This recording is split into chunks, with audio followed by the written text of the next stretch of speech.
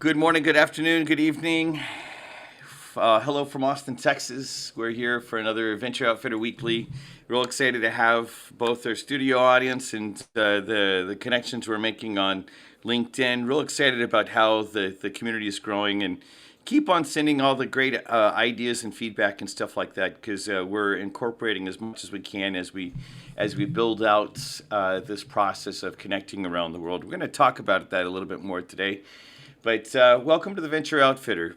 The whole purpose of this program is to help entrepreneurs that are driving ventures around the world, that are like working together to make the world a better place. And real excited to have y'all here today.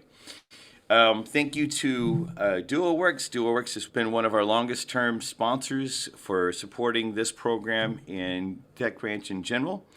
If you're looking for co-working space or a landing, or even if you're out of the country but you need a U.S. point of presence, leverage their site. It's a great, it's a nice, it's a really quiet office compared to a lot of the other co-working places, and I really appreciate that. We'll be telling you a little bit more about it, but John Deere just moved into Austin, and we had a delegation, or a group of us from the Tech Ranch. We're over there interacting with, connecting with different people at the, as different executives, all the way from the CTO across several different organizations inside of John Deere. Part of what we might do is we're going to have another program where we'll tell you a little bit more about what they're up to and stuff like that, because there's a lot of opportunities for entrepreneurs to plug in. So we'll definitely do that sometime soon. And also, from Omar and me, we actually ended up taking a little bit of time off site. So we just want to let you know we love you so much.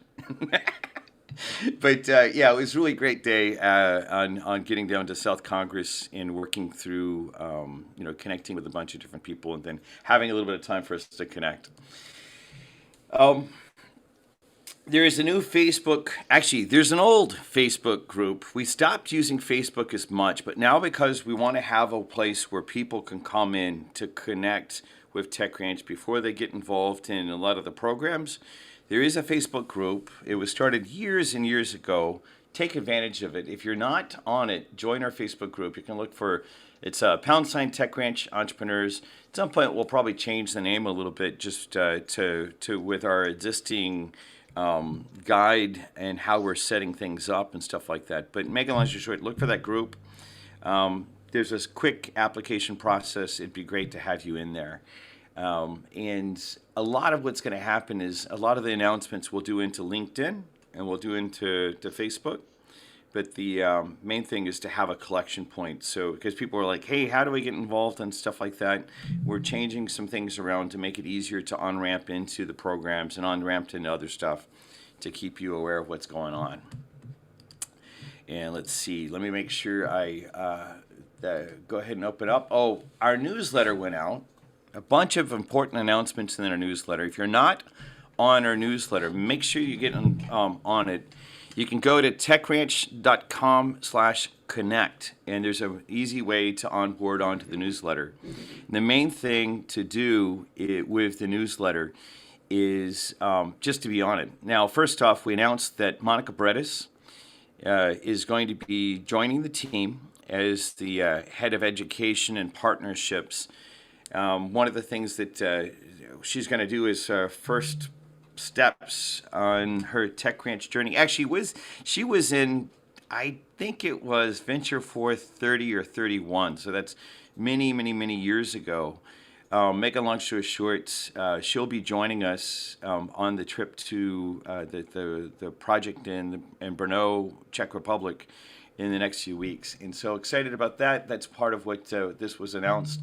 We also announced as well our Central American, we have a bridge going to Central America, specifically working with entrepreneurs in El Salvador, Costa Rica, Honduras, and historically we've already had quite a few in Guatemala as well, but it's real exciting about that announcement.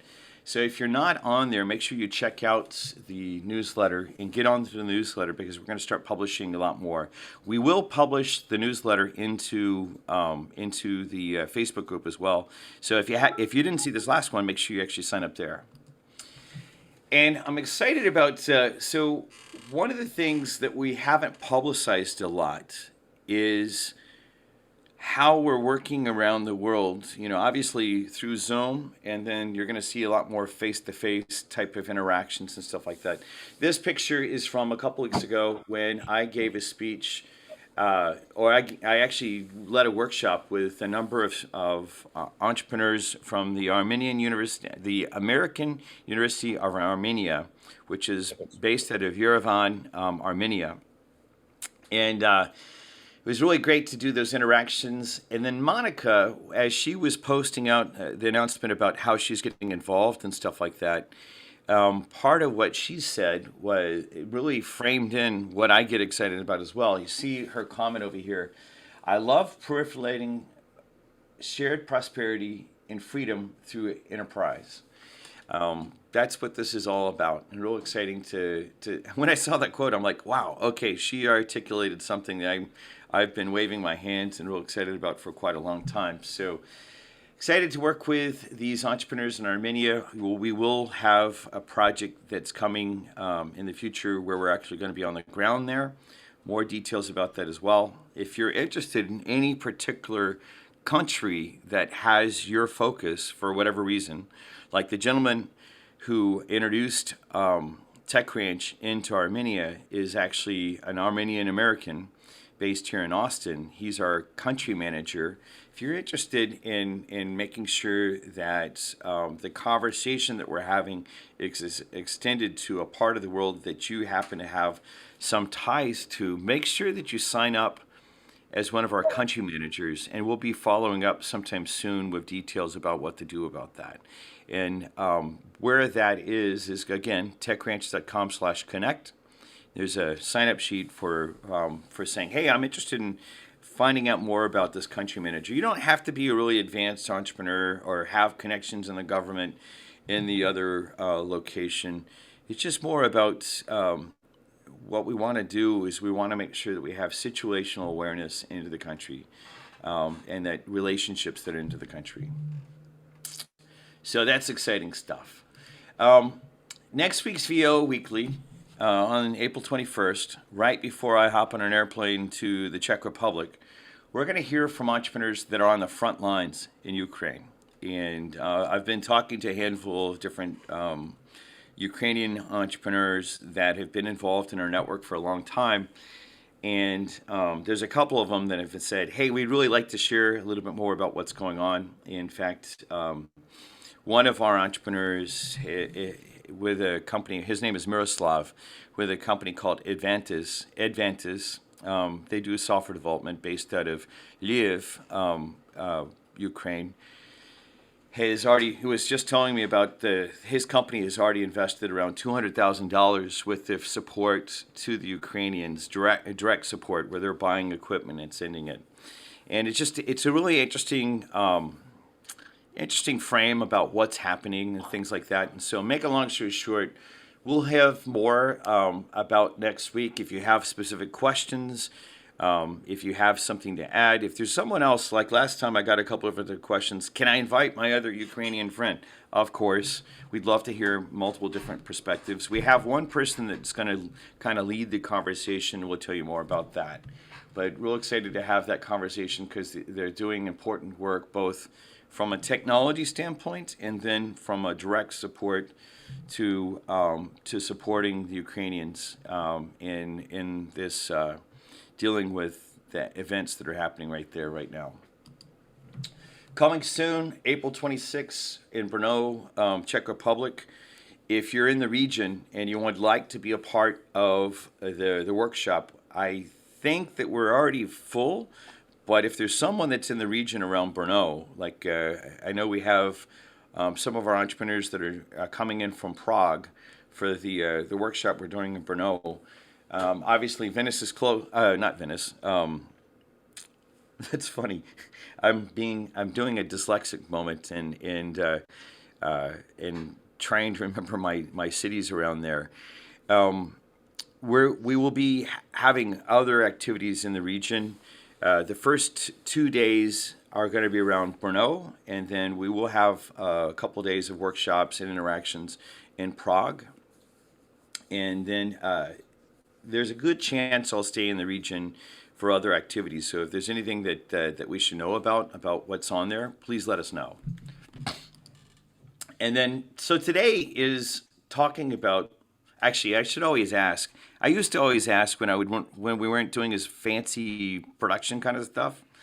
If there's anything specific that you have questions about, typically our group is interacts through a chat, and I still haven't gotten things set up in a way that makes it easy for me to track everything. But if there are questions, and you're in the studio audience, you might raise your hand, like raise your hand or signal me somehow, and we can actually do that. Because I'm trying to get through really quick that early stage stuff about, hey, did you know about this? Did you know about this? Did you know about this? Because I realize that part of what we haven't been doing is we got all these cool things happening, but we're not telling anybody. So we're changing that. And so please give me feedback about the format, the ideas, stuff like that. And if you do have questions, and especially if you're in the studio audience, today we have someone, Federico, on our team is monitoring the details of what's happening in LinkedIn because there was some discussion that we missed because it's hard to be, with my mouth open to monitor all the different things. So if there's other things that you guys see, either raise your hand, in the virtual sense, or throw something in the chat. We'll try to do our best to keep it in line. So today is about what are you pitching. A lot of I get invited to review pitches around the world. In the last 4 months, this has included pitches that are happening in the Czech Republic all the way to Japan. To Armenia was pitches all the way to Brazil, and those are like just in the last 4 months. And there's a couple different things that I think would be really, really, really valuable to share. So I'm going to tell you about a couple different books that are interesting to have on your shelf. I have them right here, in fact, because I think pitching is such an important part of the whole process. A lot of people focus on marketing, but marketing's so big, and I can't tell you that I know anything about marketing, but I do think I know something about pitching. I want to share some ideas, and then we're going to hear from a couple different people that want to pitch. I know that Stephen is confirmed. Kim, we talked about putting on the spot. Peter is here in the studio audience, and so in a little bit, guys, you might just let me know. And if there's anyone else that would like to share a pitch, signal me right now, just so like in the chat or something like that. And but we'll go through some ideas first off before we go into those type of details, if that makes sense. The idea of this idea is what are you pitching? Entrepreneurs, as they walk down the street, they are pitching, and they need to be prepared to pitch. Some of you are Tech Ranch long-term people that, back when I ran the co-working place, that I would walk these delegations through the halls, and I'd immediately put people on. I'd be like, Sergeant, pitch your business, kind of almost like in a military style. And part of that is, it's not what you remember, it's what you do when you're in the right place at the right time. And I think we're in the right place at the right time more than we suspect many times. So all I'd actually, as we go through this, I'm not going to go into a lot of depth, but the main idea is this idea about how we can support each other in this process of always pitching, always being prepared for that type of interaction. Whoops, let's see. So the first book that I might mention is called Presentation Zen. There's a couple different points we'll make. I don't think you necessarily have to read the book specifically. On each one of these books, we can go ahead and have like a whole class on. But there are a couple different things that I want to make sure I say. A lot of times, we'll have entrepreneurs who have the words that they actually end up reading to the audience. And that first point the Presentation Zen makes is it says, if you're pitching something and all you're doing is reading your slides, you're not hitting people with details that really work that well. A good oral presentation is not the same thing as a well-written document. Definitely, that goes, without saying. And for those of us that are, like, as an example, that have a little bit more difficulty with writing, I can write, but a lot of times, one of the reasons I think I focus so much more on presentations is because that's where my skills are, for the most part. But they're not the same because you can go to, with oral presentations, you can go into different dimensions than you can with written, and that's vice versa, back and forth. A few small improvements will stand out. What do they mean by that? The main thing about it is the author goes into just showing, and he uses the word Zen. He talks about this a lot, that just small little improvements really can make a big difference. And then telling a story that's enhanced by the image. One of the things you'll notice, even in the last few slides that I did, is I always try to just use big images with very few words. In fact, you'll hardly ever see a sentence on any slide that I do. You'll see, when you put together a whole sentence on a slide, the brain kind of blocks it a little bit. The brain, if you really want to get into the viewer's bloodstream, don't try to put the whole sentence there. Just put what are the 3 or 4 words that you really need to drive into the brain. That's what that last point's about. Second book I'll share, Resonate. Now, this is by Nancy Duarte. Nancy Duarte is one of the coaches that works with a lot of the TED speakers. If you've ever seen the TED Talks, the thing that I think is really interesting about her work is she did a bunch of studies of a bunch of different speeches, like Martin Luther King Jr. or Reverend Dr. Martin Luther King Jr. She mapped out his speeches and why are these speeches so freaking powerful. And she showed that, they would talk about history in the future and history in the future. And there's almost like this, where we see, in the I Have a Dream speech, she really tears that apart and shows, okay, what is Dr. King doing through that whole process about bouncing from the history to the future that he presents, the history to the future that he presents. That's what she's talking about, this hidden story structure inherent in great communications. She breaks that out into more details in Resonate. There's also some really great material from her online. You don't even have to buy the book. You can actually just watch one of her TED Talks about this, where it talks about what's happening back and forth. But, obviously connect with your audience empathically. The thing I think that goes without saying, but she talks a little bit more in details. If you're looking for ways of doing that, if maybe you came up through the ranks of the engineers and you're not used to doing that kind of connection, she's got some ideas about that. And then a few other things that we can go talk about. But my favorite part about this book is she really talks about how to change the world with your presentations and how to galvanize action. And I'm still a student, and I've only read certain parts of this book, but it is another great place to be practicing. The third book is called Slideology. Now, this one actually came out before Resonate, and this is more of her general ideas about how to get, that she cultivated from working with all these different TED speakers and things like that. At some points, I've done processes with several of y'all on helping you build your TED Talks, as just so you have your TED Talks available. This book is a great idea about how is it you actually have, you have your pitch, you have your TED Talk, you have different pieces that help communicate the message to go, take to the next stage. The final thing that I think is important to point out on this is Guy Kawasaki and then Nancy Duarte actually resonate with this idea. How many slides to present? It depends, but make sure that you actually follow the 10, 20, 30 rule. 10 slides, less than 20 minutes, and use 30-point font is what the 10, 20, 30. And you'll notice that typically slides that we do around Tech Ranch, today's presentation is a little bit longer than 10 slides, but I try to push on 10 slides as being the whole idea. 20 minutes, at Tech Ranch, we'll actually say be able to pitch in the first 7 minutes. and then use the following 13 minutes to follow up, but kind of the same thing.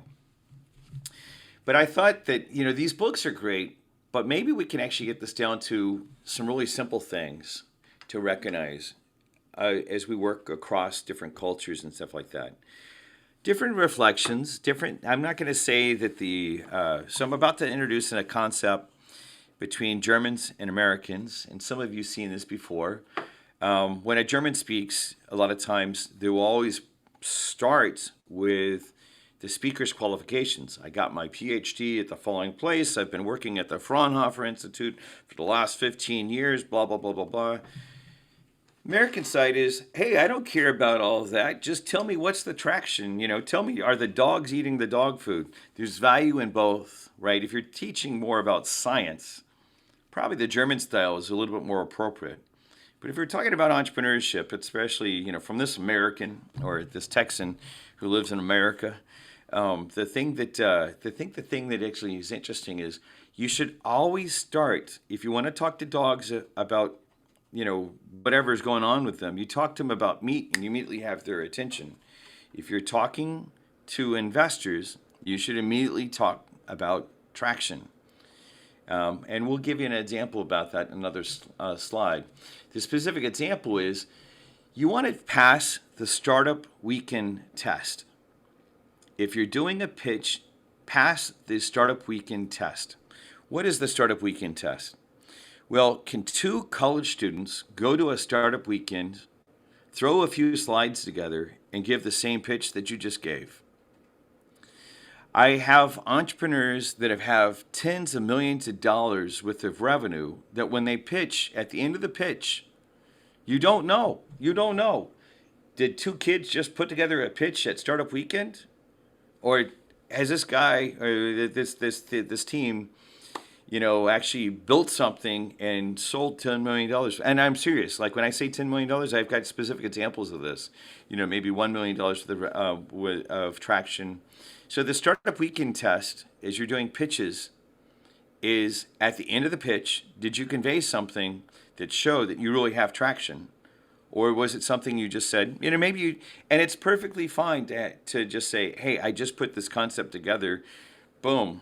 And so you're not really trying to do anything beyond a startup weekend. But the main thing about it is like one of the simple things that I see, and this is on me watching thousands of pitches at this point, or it's more than 1,000 easily, is the entrepreneurs that fail in their pitch to differentiate them from two college students that just went through a startup weekend, that there's no way to know that they actually did the following thing. So that's a simple test.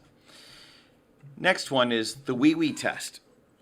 At the end of your talk, whether it's 30 words or 30 minutes, did you talk about your wee? What I mean by that is, did we just talk about, okay, let me tell you about us? If you don't talk in terms of a customer's problem and the solution that you have for that, if you just say, we have the following product and it's made of paper and blah blah blah blah blah. If you just talk about the product or just talk about the company, you're failing the wee test. And the wee test is you're talking about your own wee. You're talking about yourself. The good pitches, and a really simple test on this is it second person plural that you're talking about? Talking about you, the customer, and things like that? Or is it more about you're just talking about yourself? My product, my service, my company, my backgrounds. Don't fail the wee test. It's a really simple test. It's okay for you to talk about yourself a little bit and your venture a little bit in your pitch, but you don't want to fail the wee test. The third is the New York Times test. One of the great things about the paper, and in fact, one of the things that really influenced me, I took a class at a place called the Wizard Academy, which is one of the things that inspired me to start Tech Ranch all those years ago.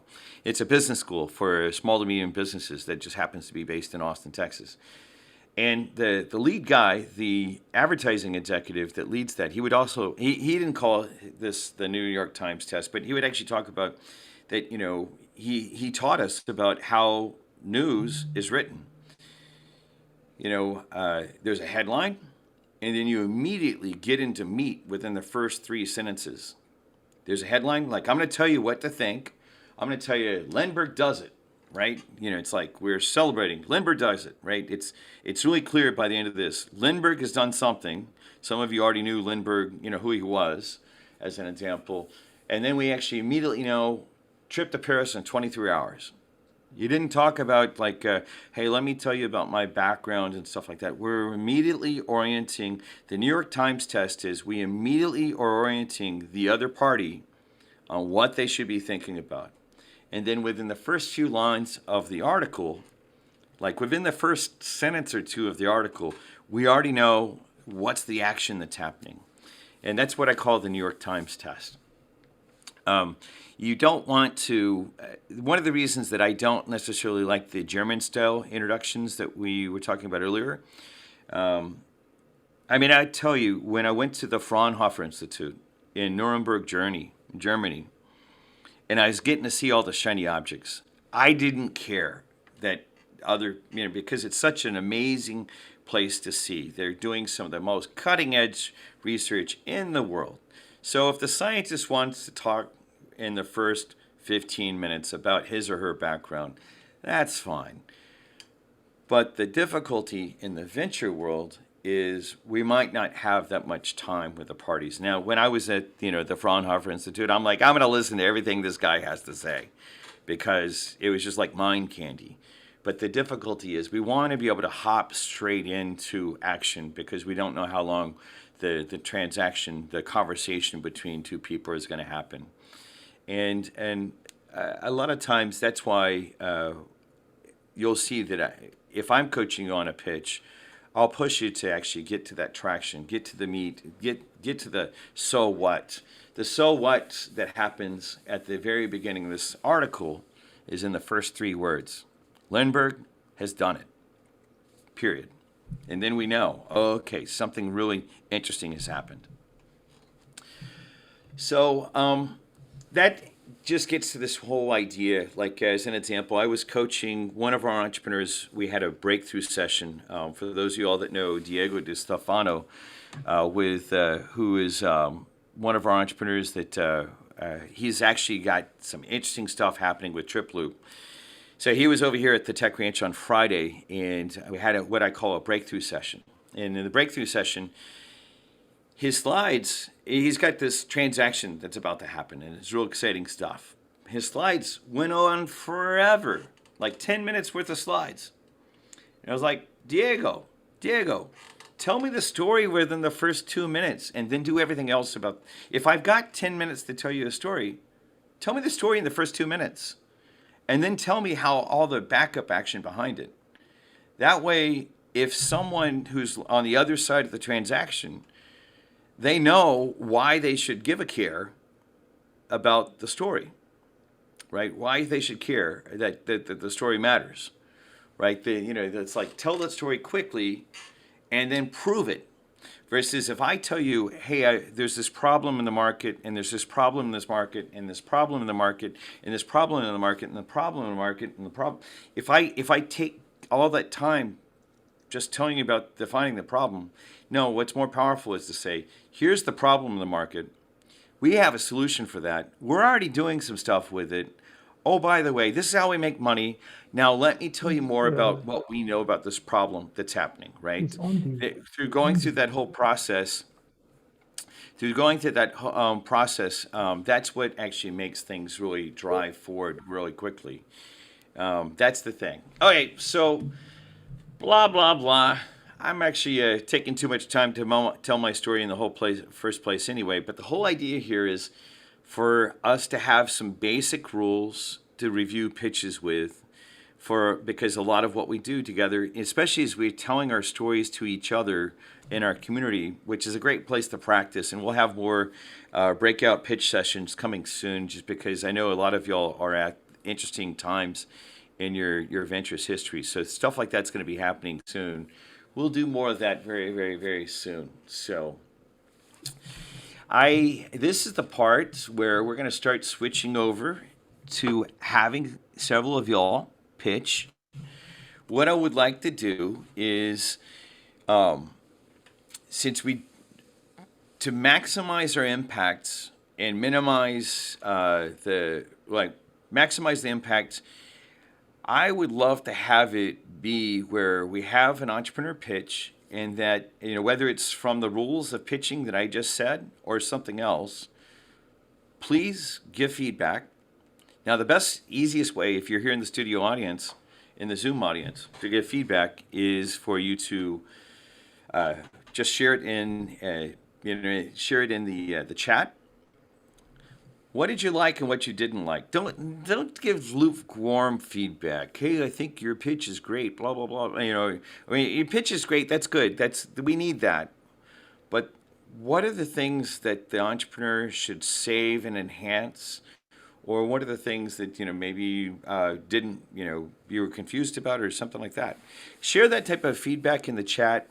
We'll also, if there's one person that has, like, if you have what I call burning desire feedback for one of the entrepreneurs that pitches, do this. Raise your hand using the tools, and then we'll make time for like one person, and not to write a whole book about the feedback, but just very laser type of feedback that you have. I told Stephen I was going to put him on the spot. Stephen's doing some important work in education.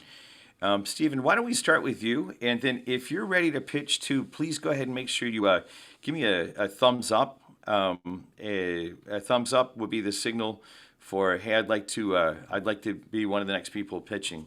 But Stephen, you're on.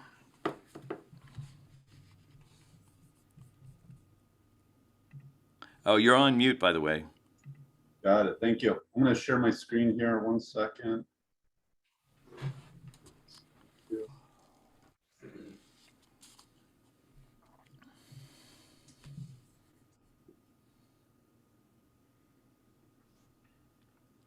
Oh, Binker, bunker. Not yet. Hold on 1 sec. Add it.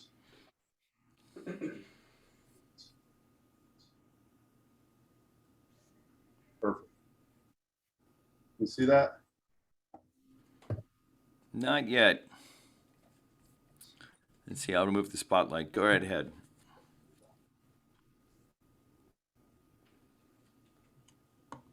So if anyone else is going to use slides, by the way, go ahead and get them all queued up so we can go through these kind of quick. But yeah, go ahead, Stephen. Perfect. Got it? Now we can see them, yes. Got it? Perfect.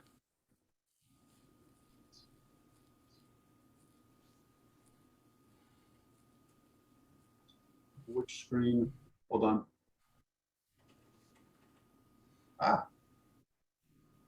Sorry. So Stephen's given us a great example of practicing. Yes. Yes. Practice on Zoom. Yeah, practice on Zoom, practice on Microsoft, practice on all the things. Been there, done that with Share. Yeah, Kim Johnson. Kim Johnson is saying the same thing. Yeah, no, it's and you guys are giving me a hard time the other day because I forgot to share my slides. So perfect. I totally get it, Stephen. Awesome. Go right ahead. Thank you, everyone. So my name is Stephen Galbraith, and I'm with Tappy and TeachTappy.com. My business partner, Eric Smith, he's been in education for 25 years. It's done everything from being a teacher all the way to assistant principal. And through his experience, he's really seen the pain that teachers are facing right now.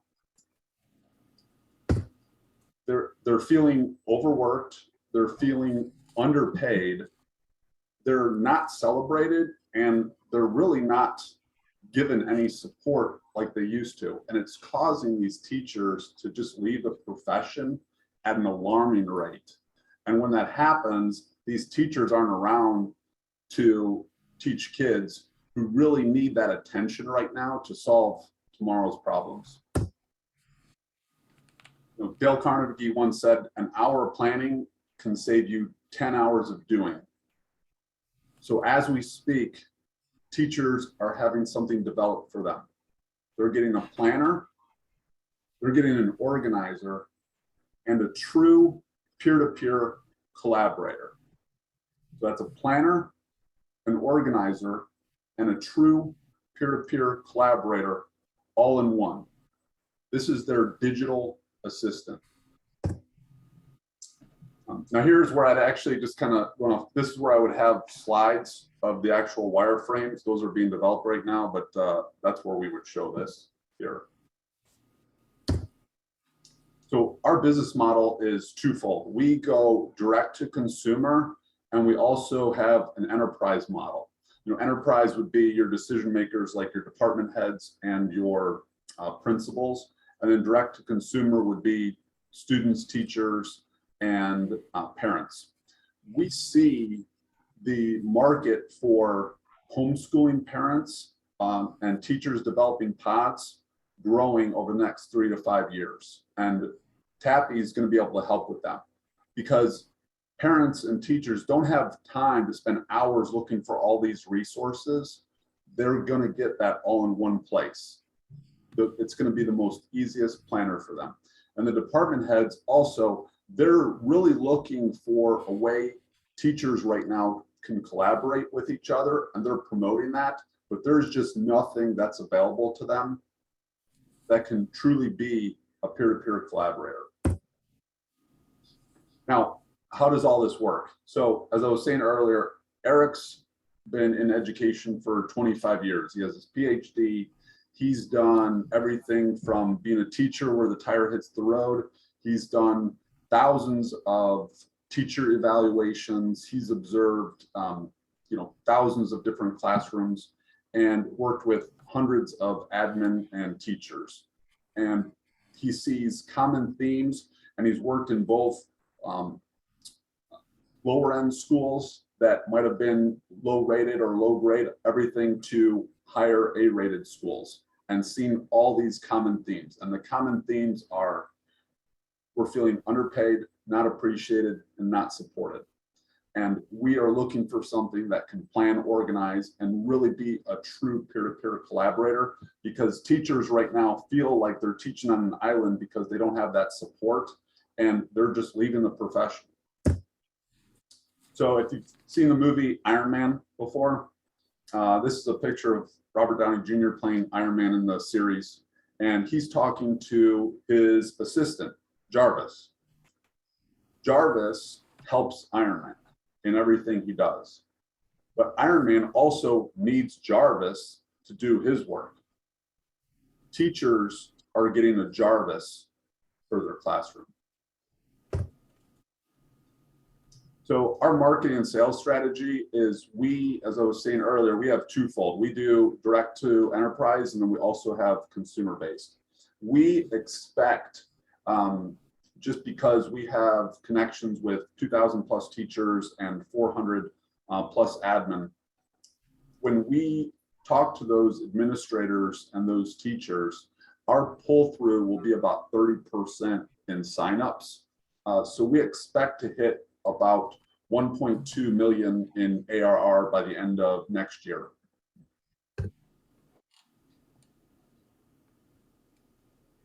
Oh, there we go. So what does competition look like for us? Well, TAPI is designed to be the easiest, most adoptable planner, organizer, and collaborator for teachers, because that's what we've seen doing hundreds of teacher interviews with them telling us what the issues are. So Blackboard, that's a learning management system, very expensive, and a lot of teachers don't like using it. Chalk, a little bit more affordable, a little bit more teacher adoption, but still not as compatible that teachers would like. TAPI hits both these points, super affordable and high adoption rate. So our management team, myself and Eric, I've been in sales and financed and fixed income for the last 20, 25 years. I've built sales teams upward of doing 200 plus million in production. And as I was saying earlier, Eric, PhD, and has observed 2,000 classroom observations and 200 plus teachers and admins. We do expect to hire a CTO probably middle of next year would be our first additional hire at that time. Some financial projections based off how we see traction going, because we are starting to go to code already. We'd expect to see net profit at the end of 2023. And just to give you an idea on some traction that we've seen. So Eric and I connected on this issue back in 2017. TAPI incorporated in 2018, and in 2021, we finished our 200th problem interview that we were doing with teachers. Now we're up to about 600. Our first demo will be completed by the end of May, and we expect our first customer to be acquired this year. By the end of 2023, we would see 10,000 users.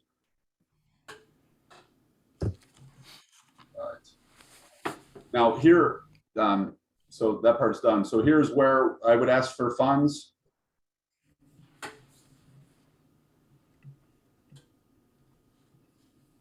Yes, no, maybe Any so. funds? Are you asking? We're seeking a certain amount of dollars for initial.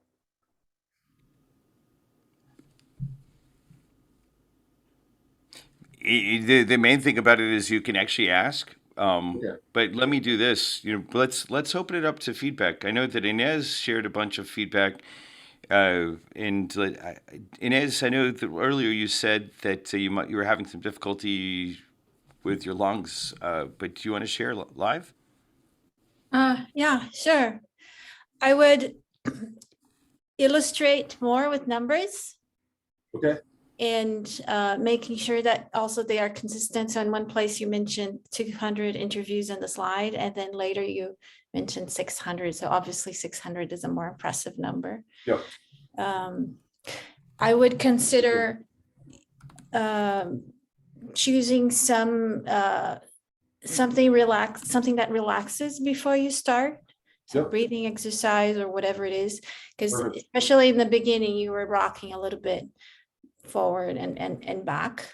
Got it. Less coffee.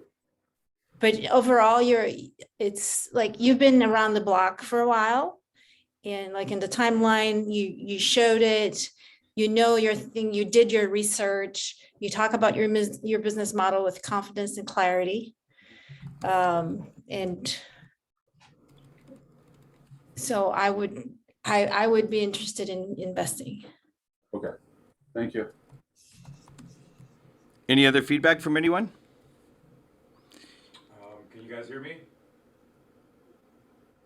Okay. Yeah, can y'all hear Omar? He's actually here in the office. We still hadn't got the microphone thing worked out, but go right ahead, Omar. Yeah, I think overall I like the poise and how you articulated the story and kind of went through it. I think like Inna said, I would agree. If you had just a little bit more kind of number or quantified attributes to some of those slides, it would really enhance some of the images that you had there, and kind of drive what you're telling verbally home really well, especially to the investors, because they love numbers, or they like to see the quant stuff.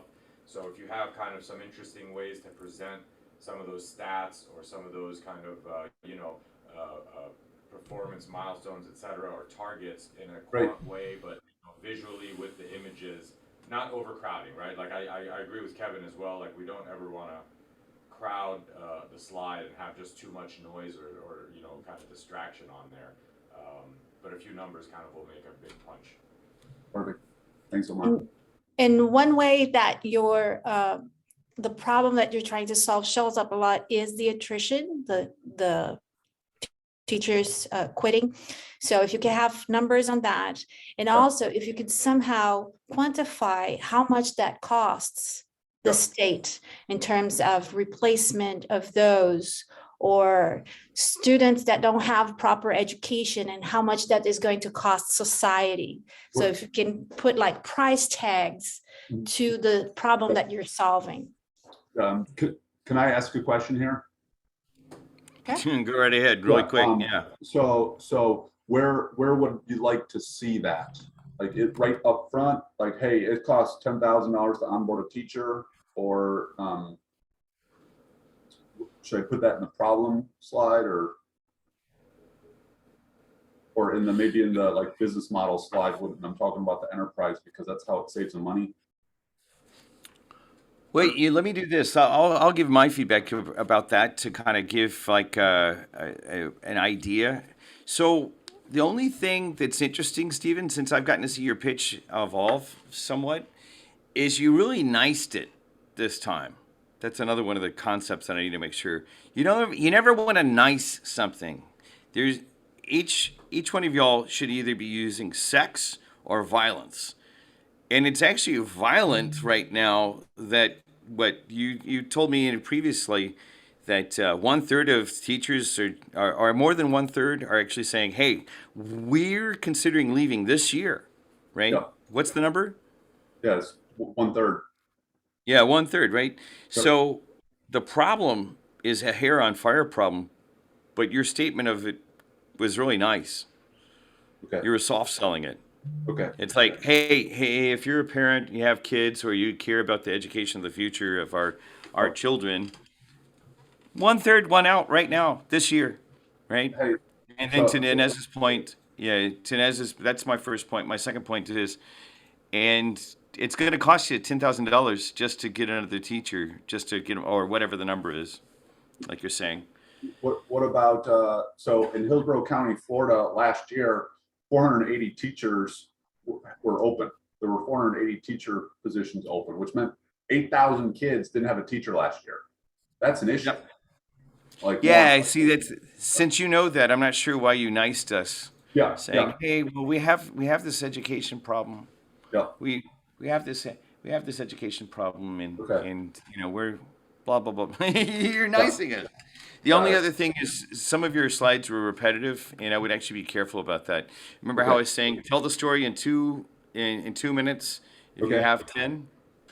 You didn't do that with us. I would got totally it, like unleash the violence that's already there. okay, That we have a hair on fire problem, and it's yep, costing us money and educational ability or opportunity. It's just like and just be aggressive about it. okay, I've seen you pitch in a more aggressive way, so I'm going to yep, suggest like yep, a triple espresso and like a couple slaps, and then get back in there. And love it, so, yep, yeah, cool, sorry. All right, cool. We have just a little bit more time. Emmanuel said that all the way we're going from Florida all the way to Lagos, Nigeria, from our one of our doctors taking on a lot of different things, a lot of different diseases in Nigeria. Emmanuel, go right ahead. Great to see your face. Love to have you here. Yeah, Kevin, thanks very much. Currently, I'm in the office, so I could on my camera and be Yeah, more perfect. Yeah, a lot of focused. times we catch you Yeah. while you're in the field, taking care of your patients. Please share with us. Okay, let me quickly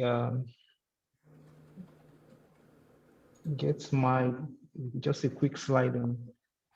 Yeah, go ahead and bring them up. And while we're Okay. doing that, one of the chats reminds me. Yeah, keep on bringing it up. Stephen, thank you for pitching, and thank you for pitching, and then thank you to everyone for the feedback. Especially to Inez and to Kim and to Paulina. The main thing about it is what we're going to bring back is more pitch interaction sessions. Everyone knows, or y'all might not know, I practice. I have this Aikido practice I've been doing. You learn Aikido by doing. You learn a martial art by doing, by interacting with each other. I think we need to start doing that, and we'll bring that back as we get things rolling, where we can pitch and interact and all that sort of stuff, so we can get punchier. Like as an example, so Stephen kind of grabs people and shakes them and says, "Hey, wait, this is a real problem," and we need. So we'll shake Stephen so he actually does that. Emmanuel, as soon as you're ready, go right ahead. Just a minute, please, Kevin. I'm still trying Yes, to get my sir. slide set. I'm trying to get my slide set.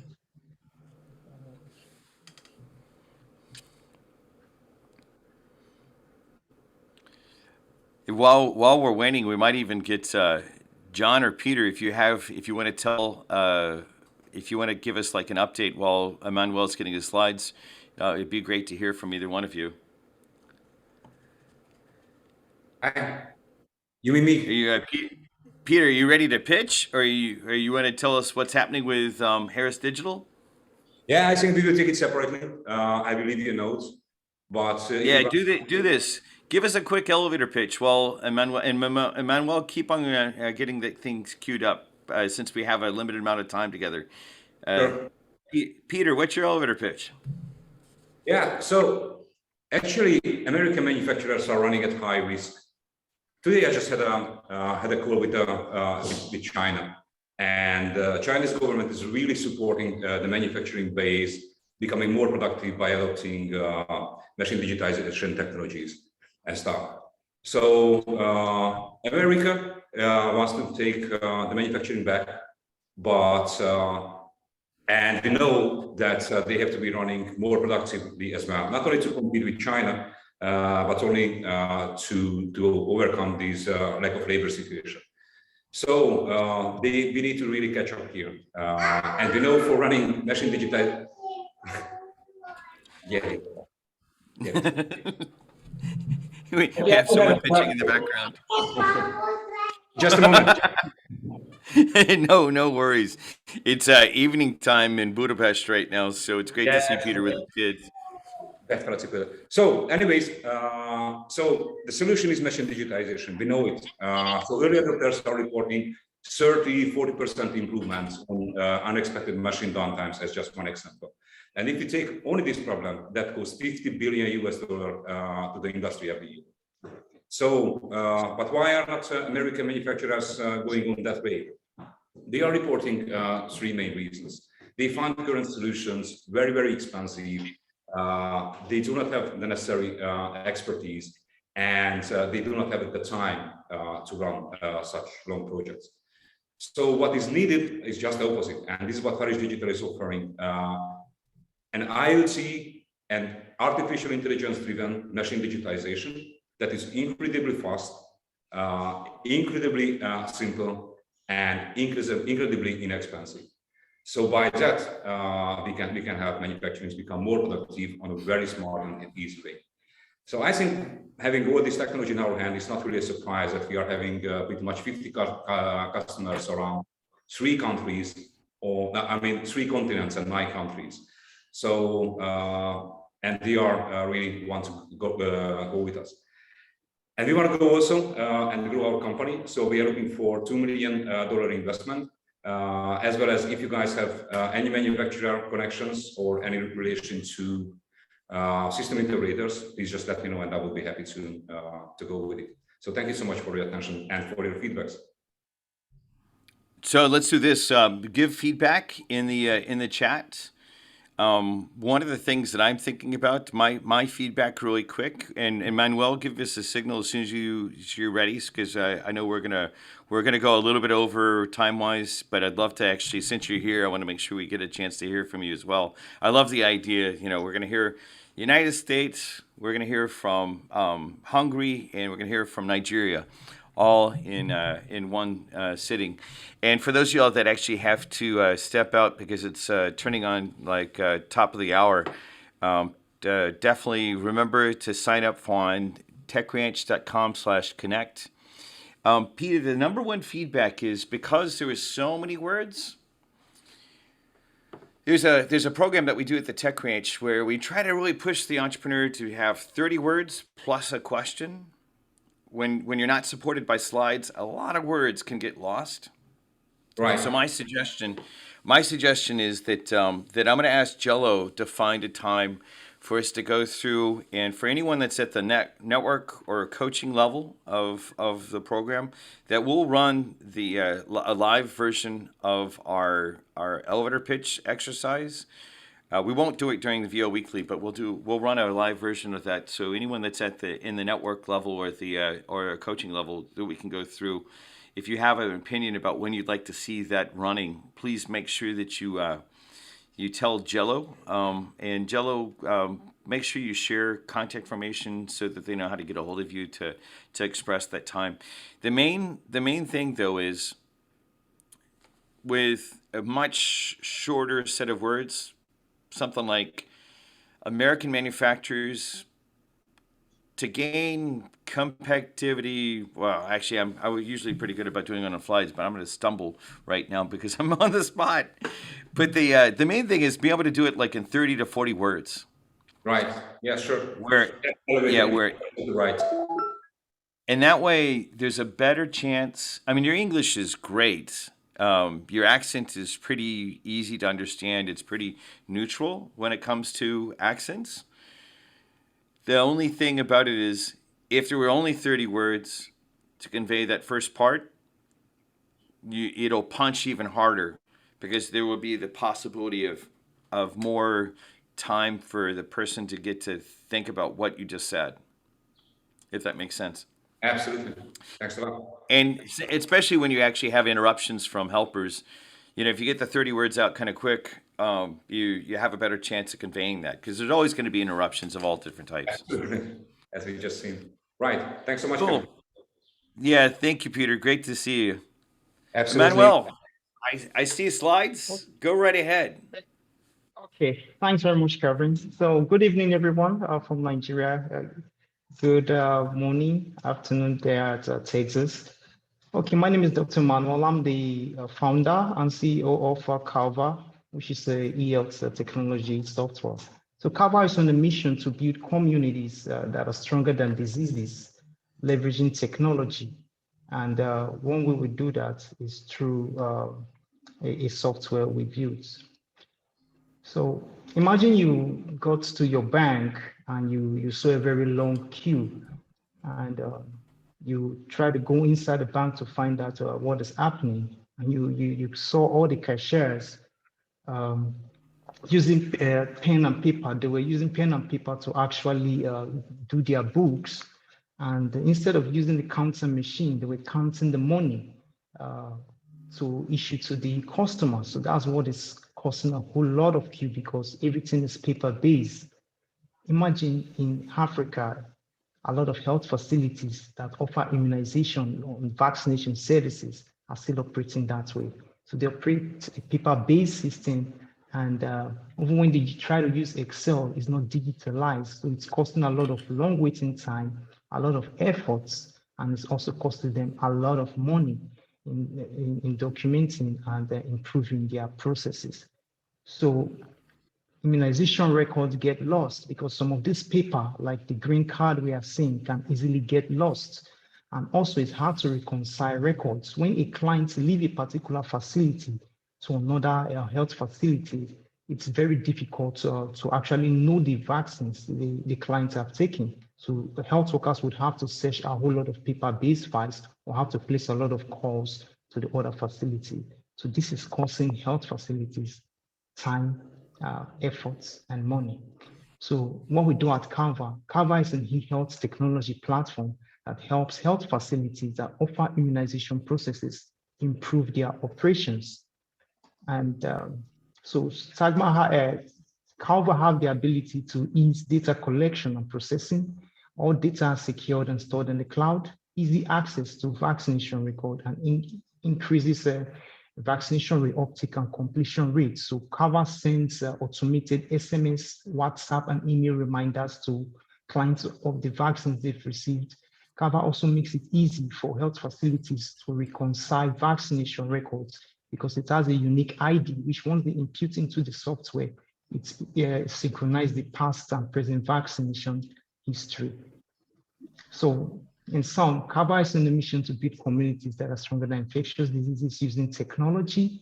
And that's the way we're actually making things, combating infectious diseases easy for health workers and communities across Africa. So thank you for listening to my brief speech. Excellent. I always get inspired in talking to you, Manuel.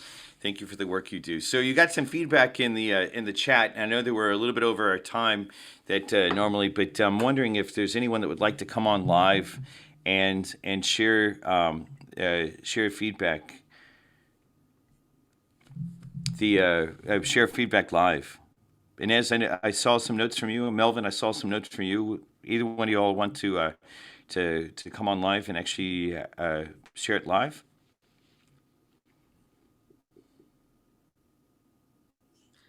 There are some countries that already have what Emmanuel wants to do. So maybe he could also draw some comparisons into what is possible in other places and showing that he wants to make that available in that particular way that works for the particular location. Got it. Other feedback? Inez, Melvin? So I'll read some of the stuff that they said. That's in the chat that goes on top of that. You got several different people who said powerful mission at the very beginning. Now I noticed that at the end slide, you actually went ahead and did that statement about, let's see, the statement, we build communities stronger than disease. You said that towards the end. I would say that from the very beginning because that's a really, obviously with the rules that I was talking about earlier, I would have talked about the traction. Hey, we're already deployed into 4 different clinics. I think you mentioned on the recent WhatsApp note to me, the traction is we're already deployed in 4 different clinics. I'm going to tell you how we're saving lives by doing immunizations. And you've been doing this for a while. You're responsible for literally thousands of immunizations across Nigeria, like you personally. So the thing I would actually do on the very beginning is to say, hey, let me tell you about Calva. I'm, Dr. Emmanuel. I've personally seen that more than this many thousand people have been immunized in Nigeria. But really what we're here to do is we're here to build communities stronger than diseases with a new platform we've just rolled out. We've rolled it out to 4 clinics, and let me tell you about it. And then boom, boom, boom. You see how that preamble at the very beginning, it's like I've been pushing everyone to tell, like I just was pushing Peter to say, tell us the whole story and then tell us all the backup, all the details. Because if you get that whole story there and then the person has to perhaps leave to get off of Zoom or something like that, that soundbite is really, really powerful, right? That quick interaction is really, really, really powerful. And there's absolutely no one on the planet that wouldn't want to support you. Any other feedback that we have from anyone else? I know we're keeping y'all longer than our normal time and all that sort of stuff, but I'm always a big fan of what Emmanuel is doing. So, and I'm hoping that we have more of our entrepreneurs from Nigeria start hopping on. I always get excited because Emmanuel's been here like for the last. He hops in and out, over the last 3 years, and it's always he's the inspiration. Sometimes when it's really late at night, I think he's over here in Texas, and you guys should leverage this as well. When it's really late at night in Texas, and when I've hit the wall because I've worked too hard, and it's been rough moments. Being able to reach out to a guy who's in Nigeria who actually is up at the time has been really valuable for me. And I think there's been times that, like in my afternoon, same thing for him. I want y'all to figure out that characteristic. I'm getting to benefit from that.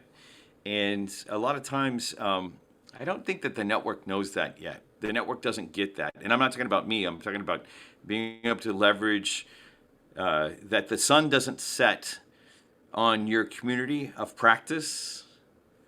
You have resources that are awake in like sometimes for whatever reason, sometimes for me at least, I think this is true for other people. Sometimes it's a pain in the ass. So I want to recognize Emmanuel as well because of that. That's he's been part of my support system. I think I've been part of his support system as well. What do you think, Emmanuel? Yeah, definitely. I see you nodding. That's cool. I know there's a few other things that are happening in the chat session. Share the numbers of what you already did and what you're capable of doing in the future. Already did for 4 clinics tonight. Okay, Inez essentially captured in text what I was saying as well. I know that we're beyond our time for today, so we'll follow up on the conversation. Thank you, Emmanuel, for being here, and thank you for the work you're doing. Thank you to everyone that's here. part of what I want to do is just because I get a lot of feedback saying, "Hey, Kevin, I love it," and also I'd like to make sure that we, get to interact a little bit more and stuff like that. I see John Gonzalez, also named Kekoa. If you wanted to hop in and say something really quick, it'd be great. At some point, John's running a project in New Zealand that the New Zealand government leverages his tools for listening to their clients. He's based out in New York. He's a Canadian, so we don't know where he's hanging out these days, but it's always good to see him as well. Another brother that's joining our community of practice. Yeah, John, anything you want to hop in and say real quick before we close up? Because I'm so excited to see your face as well. So I'll put you on the spot as I do with everybody.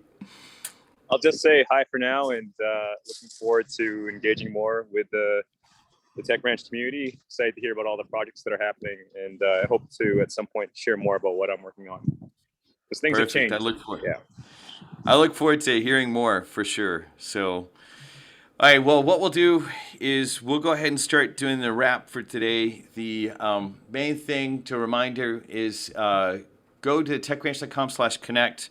I don't think we have that Facebook link on there yet. I'll ask Jello to go ahead and get that Facebook link so that you can go to that one site, and that's kind of the clearing, or that one page. That's the clearinghouse for the community to be able to plug into all the different pieces of things that we want you to know about so that you can take advantage of the momentum. Part of what's happening is, I don't know that there's necessarily a lot of new momentum, but we're going to do a better job about telling you about it. And we're going to do a better job at saying, showing, what's happening, from Nigeria to Japan. We'll have a lot more announcements about things that are happening. We want to go ahead and get more success stories about what y'all are doing, your success. So make sure that you share that as well. Because what we're here for is to support each other and through driving that forward, driving your success forward. All right, well, with that, it is my honor to be here with a group of entrepreneurs that are driven by vision and values from all around the world. We're going to hear from some Ukrainians next week. Please join us. If you have questions beforehand, you might even let us know. If you have other people that are involved in supporting Ukrainians and what's happening with the war, it would be great to have them join in as well. We'll have some details about what's also happening online. And with that, I'll just say, let's go change the world for the better together. Thank you all for the work you're doing, and let us know how we can support you. Take care for now.